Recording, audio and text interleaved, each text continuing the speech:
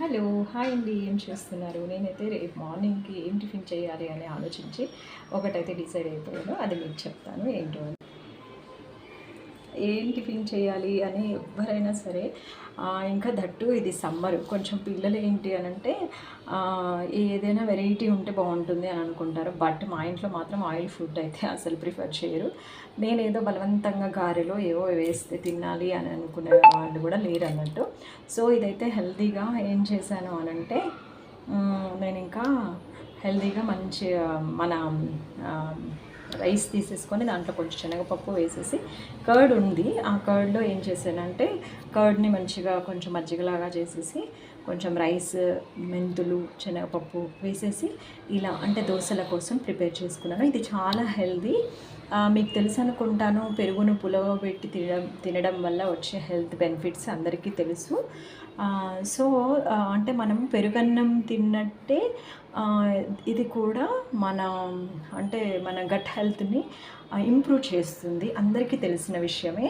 So ఇలాంటివి చేసుకోవడానికి try చేస్తారని నేను అనుకుంటాను. చాలామంది నాకు తెలిసి నా కొలీగ్స్ అందరూ కూడా ఇలాంటివి చేస్తూనే ఉంటారు. సో నేను ఎప్పుడైనా సరే దోశల పిండి కానీ ఇడ్లీ పిండి కానీ చేసుకునేటప్పుడు ఇలాంటి క్లోజ్డ్ మూతలు ఉన్నవే పెట్టుకుంటాము. మనము ఏంటంటే టెప్పర్వేర్ బాక్సెస్ కూడా ప్రిపేర్ చేస్తున్నాం కదా, అలానే ఇలాంటివి మాత్రమే. ఎందుకు అనంటే ఫ్రిడ్జ్లో ఉన్న వెజిటబుల్స్ స్మెల్ కానీ అవి కానీ వీటికి రాకుండా ఉండటానికి మనం ఇలాంటివే ప్రిఫర్ చేస్తే చాలా బాగుంటుందని నా యొక్క చిన్న ఉద్దేశం.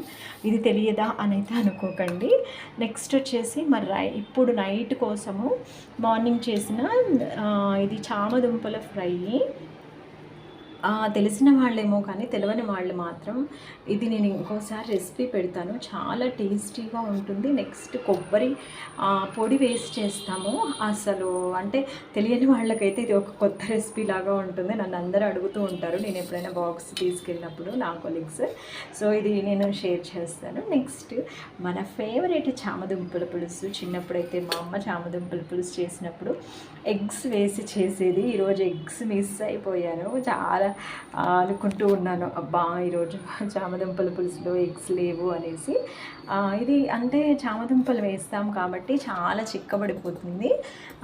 బట్ పులుపు ఇష్టపడే వాళ్ళకి ఈ చామదుంపల పులుసు అయితే చాలా నచ్చుతుంది. దీంట్లో లోపలు ఉన్నాయండి చామదుంపలు.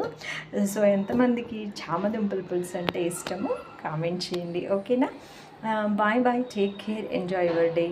Please subscribe my channel, share, like. Okay, bye.